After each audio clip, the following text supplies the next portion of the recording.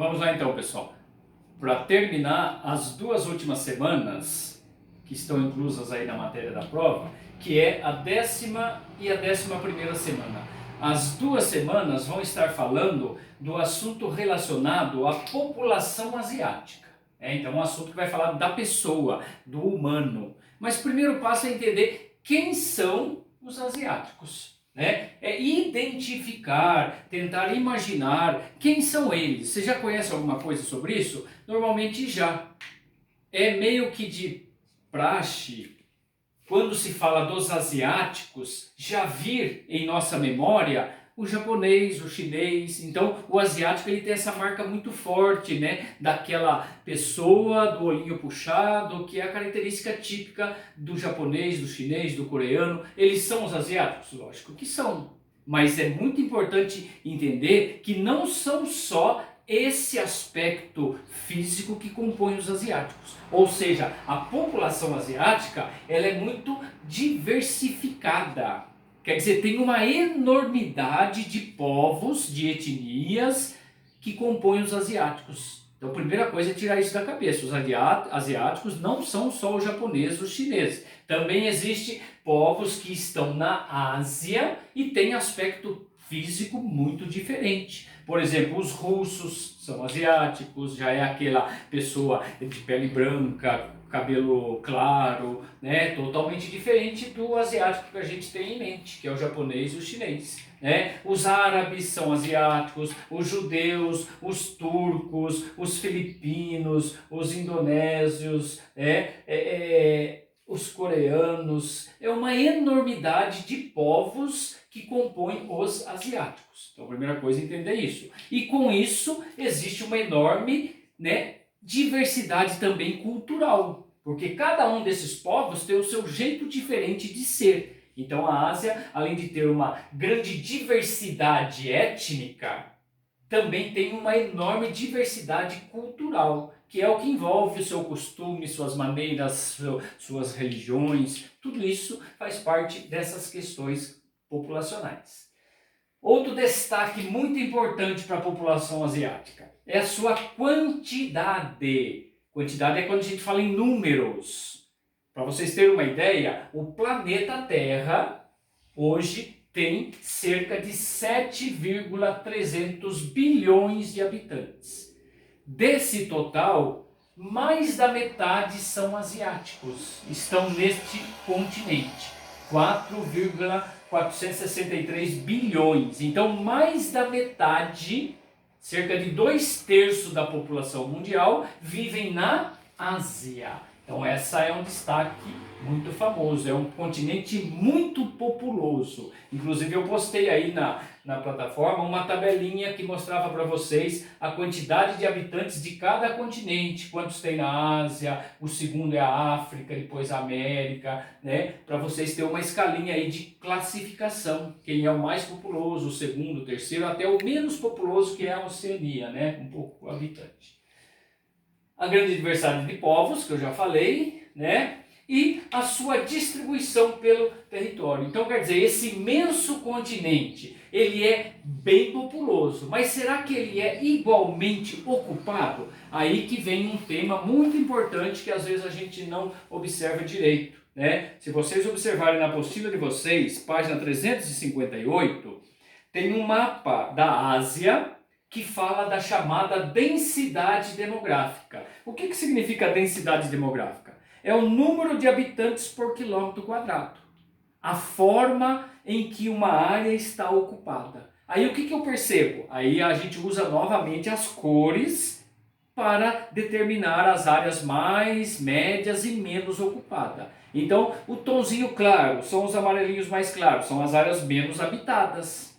Os tons intermediários, as áreas medianamente habitadas. E os tons super escuros, marronzão aí, as áreas super habitadas, que tem muita gente morando. Inclusive tem alguns lugares que falam que essa área da Ásia, que é o sul e o sudeste asiático, onde está a China, a Índia, o Japão, são áreas consideradas formigueiros humanos. Essa expressão, né, formigueiro, quando você bate lá no formigueiro, é aquele monte de formigas juntas, né? Então é comum falar que essas áreas são as áreas mais populosas, povoadas do mundo. Fica principalmente na China, na Índia, que são os dois países que têm um absurdo populacional, né? Então esse destaque para a questão de distribuição da população.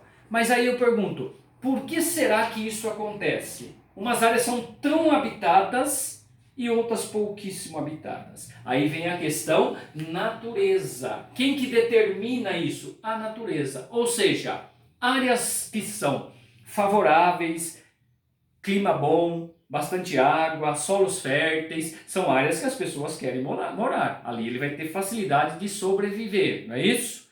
E as áreas de clima super rigoroso? Por exemplo, aqui na norte da Rússia, a Sibéria, área polar gelada, pouca gente mora ali. As áreas de grandes desertos na Arábia Saudita, quem que vai morar ali? Pouquíssima gente. As áreas montanhosas da Cordilheira do Himalaia, quase ninguém mora. Então o que que explica essa diversidade, essa irregular densidade demográfica? Os elementos da natureza. Correto? Então isso é importante, né? As questões que estiverem relacionadas a essa questão aqui, é só observar com atenção esse material que você responde com facilidade. Na 11ª semana, nós também falando de população, analisamos o seu aspecto econômico. Ou seja, o que é o aspecto econômico? É o poder financeiro, o poder de produção de um povo. Ou seja, todos os países da Ásia têm as mesmas condições econômicas? O mesmo poder de produzir? Lógico que não. Tem países super ricos e países miseráveis. Então isso é quando se analisa a questão econômica de um país. Então esqueça que o termo econômico não refere-se só ao dinheiro, só ao poupar, mas ele é muito abrangente. Quando eu estudo a economia de um país, a principal palavra que é sinônimo de economia é a palavra produção. Então, o que são os aspectos econômicos? São a capacidade produtiva dos países. É a capacidade produtiva que gera as condições econômicas. Então, nós vamos ver toda essa questão meio que por região. Inclusive, nessa prova, nesse final de bimestre, só vamos ver uma parte da Ásia, que é a parte que se destaca em termos econômicos, ou seja, a parte mais rica da Ásia, que é a região sudeste e sul da Ásia. Quem são os grandes destaques econômicos dessa região? Com certeza nem precisa falar, são China e Japão. São dois países asiáticos, inclusive, que estão aqui, né, próximos, numa mesma região, que são dois países poderosíssimos em termos de produção, em termos de economia. Inclusive são as duas economias que vêm logo após os Estados Unidos. Se a gente fosse fazer uma tabela de classificação, as maiores economias do mundo, primeiro Estados Unidos, lógico, que é o país mais rico do mundo, em segundo a China, em terceiro o Japão. Olha só o poder desses dois países em termos de economia. A segunda e a terceira maior economia do mundo.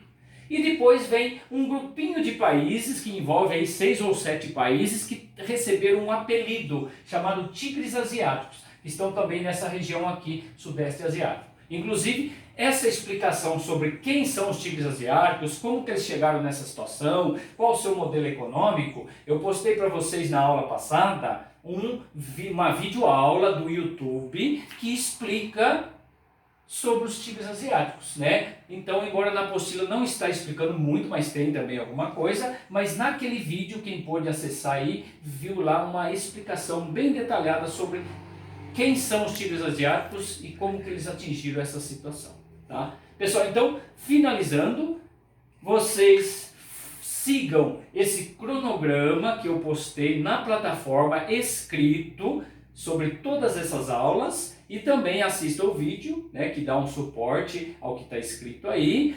Observe a apostila, tudo que foi dado nesse bimestre para consultar com firmeza e fazer uma boa avaliação bimestral para nós podermos estar fechando a nota desse bimestre. Lógico que vai ter um valor de 10 a prova, são 10 questões, valendo um ponto cada, mas também vai ser valorizado tudo aquilo que você já fez desde o começo do bimestre, para a gente somar tudo e fechar a sua nota.